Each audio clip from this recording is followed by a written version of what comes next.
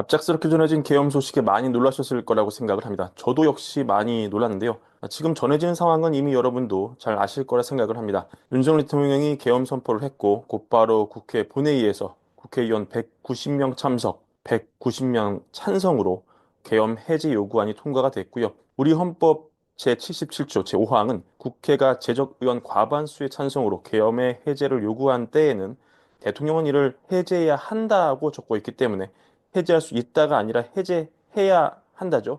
따라서 해제가 의무가 되기 때문에 사실상 비상계엄은 효력을 잃은 상황이 되겠습니다.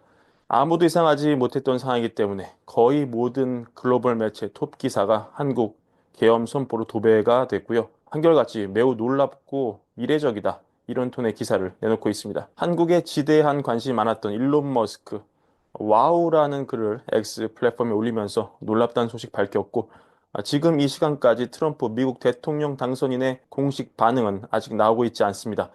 바이든 대통령은 지금 아프리카 앙골라를 방문 중인데요. 지금 시간 기준으로 한국 상황을 들었느냐는 취재진 질문에 지금 보고를 받는 중이다. 이렇게 답을 했고, 이에 앞서서 커트 캠벨 미 국무부 장관 워싱턴 DC 행사에서 열린 질문에 한국에서 벌어진 사태를 심각한 우려를 갖고 상을 주시하고 있다. 모든 정치적 분쟁이 평화롭게 법에 따라 해결될 것이라는 기대와 희망을 갖고 있다. 한미 동맹은 철통 같다. 이렇게 브리핑했습니다. 백악관은 한국 정부의 사전 통보는 없었다고 공식 입장을 밝혔습니다. 초유의 사태이기 때문에 한국 금융시장 상당히 요동쳤고요.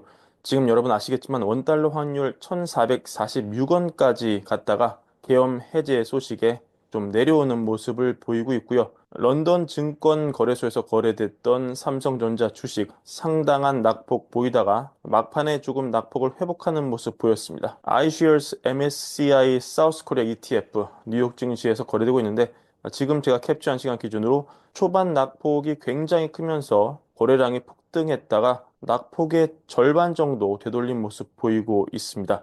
그리고 제가 트럼프와 해리스 선거 당시 이 선거 시장의 바닥 민심을 보기 위해 많이 참고했던 폴리마켓, 결국 트럼프 당선을 적중시킨 그런 플랫폼 중 하나라고 볼 수 있는데, 다양한 확률값에 베팅해서 자기가 베팅한 곳에서 이기면 돈을 따는 구조인 이 폴리마켓, 미국 정치, 경제, 그 외 다양한 분야를 놓고 도박판이 벌어지는 그런 플랫폼이죠. 이것도 글쎄요, 미국 날것의 도박판이 내놓는 새로운 추측일 수 있는데, 윤석열 대통령이 2024년 안에 자리에서 아웃될 것인가, 이게 계엄 선포가 되자마자 새롭게 도박을 할 수 있는 그런 항목으로 추가가 됐습니다.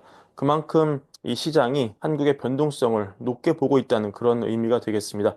짧은 시간 다양한 코멘트가 달리고 있는데 지금 확률값은 40% 사이로 왔다 갔다 하는데, 확률이 이 한국인 출신이라는 여러 사람들이 댓글을 좀 달고 있어요. 그러면서 어떤 사람은 만약에 자리에서 물러나더라도 이 한 달 안에 일어날 수 있는 일은 아니다. 시간이 꽤 걸린다. 이런 식으로 막 설명을 해주는 모습이 인상적이었고, 여튼 씁쓸한 하루가 아닐 수 없습니다. 앞으로 상당 기간 한국 시장 변동성이 극대화된다는 것에 지금 월가도 베팅을 한 상황이기 때문에 앞으로 좀 상황 면밀하게 지켜봐야 할 것 같습니다. 한국 소식은 또 잡히는 대로 전해드리도록 하고요. 한국 계엄 소식이 너무 세서 사실 다른 뉴스가 좀 묻혀지는 바가 있습니다만, 그래도 각종 지표들 중요한 것만 좀 추려보자면, 지금 미국 뉴스 중에 가장 인상적인 대목, 4분기 GDP 나우 추정치 기존 2.7%에서 3.2%로 무려 0.5%포인트 올라가면서 미국의 성장세가 어디까지 지속이 되는지 놀라운 상황 보여주고 있습니다. 이 GDP 나우 세부 수치를 보시면은 10월 건설 지출, 11월 제조업 PMI까지 반영을 하면서 이게 예측치보다 올라갔던 점이 GDP 예측 상향의 동력이 되고 있고요. 또 PC 증가율 올라가고 민간 투자 증가율까지 올라가면서 4분기 미국 경제가 또 3% 이상의 고속 성장을 할 거란 전망 다시 나오고 있습니다. 클라우디아 3의 견해 한번 들어볼 만한데, 3은 침체 선행 지표인 삼룰, 3의 법칙을 발견해서 유명해진 사람이죠. 저희 많이 소개해드렸지만 최근 3개월 실업률 이동평균이 12개월 내 3개월 이동평균 대비 0.5%포인트 이상 높으면 경기 침체가 온다. 이런 경험치기였는데, 얼마 전 실업률 급등한 상황에서 이 삼룰 지표 0.5 넘어가면서 3의 법칙 트리거 됐지만, 법칙을 만든 당사자 클라우디아 3이 다수의 방송 매체 출연하면서 이번에는 상황이 다르다. 침체가 안 온다고 세게 인터뷰를 했다가 결국 지금 3회 법칙이 해제되어 버린 상황 아닙니까? 그래서 더욱 본인이 인지도가 높아진 그런 상황인데요. 3위 이 GDP 나우 데이터가 3.15 상향되기 전날 글을 썼습니다. 마치 이 상황을 예측한 것 같은 데이터인데 결국은 요약하자면 미국 창업의 열기, 자유롭게 내 비즈니스를 추구하는 미국의 문화와 규제가 강한 미국 경제를 만든다는 이 얘기입니다. 그러면서 3은 이렇게 얘기합니다. 최근 몇 년간 생산성 성장의 상승세와 이를 유지할 수 있는 정책 방안에 대해 이야기를 했는데 최근 이 그래프 보시면 나오지만 미국의 2년간 노동 생산성 정말 다른 나라 압도하고 있습니다. 연평균 2.3% 증가해서 이는 팬데믹 이전 4년보다 약 0.5%포인트 높다.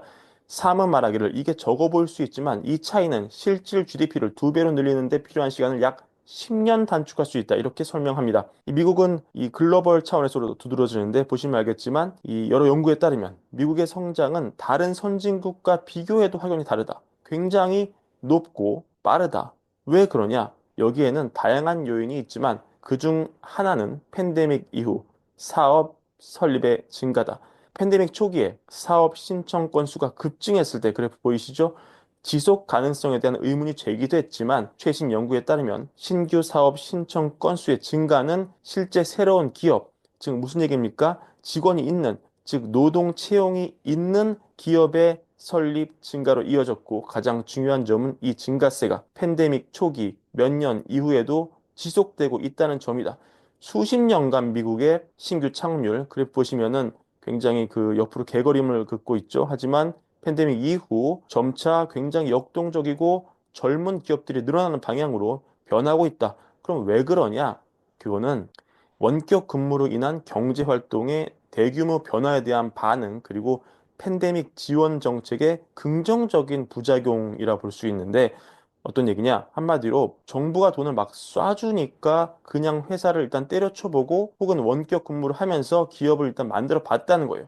그 증거가 이 사업을 잘 하지 않는 흑인 인구가 많은 지역에서도 신청 건수가 증가한 점은 이 사업체 설립의 진입 장벽을 낮추는 정책이 얼마나 강력한지를 보여준다.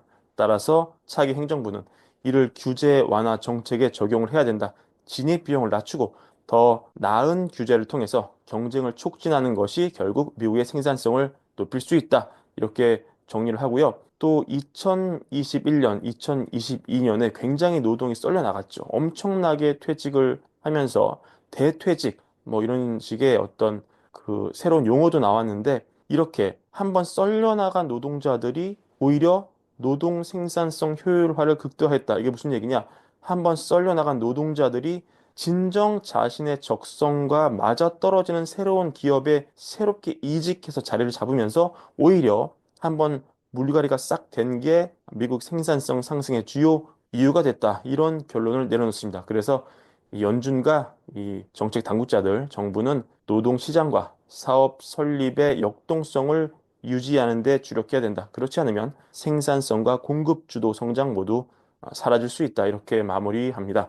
여튼 여러모로 참 미국의 나라가 많이 부러워 보이는 그런 하루가 되고 있습니다. 오늘 준비한 영상 이것으로 마무리하고요. 월걸러브 구독과 좋아요, 많은 사랑도 함께 부탁드립니다. 감사합니다.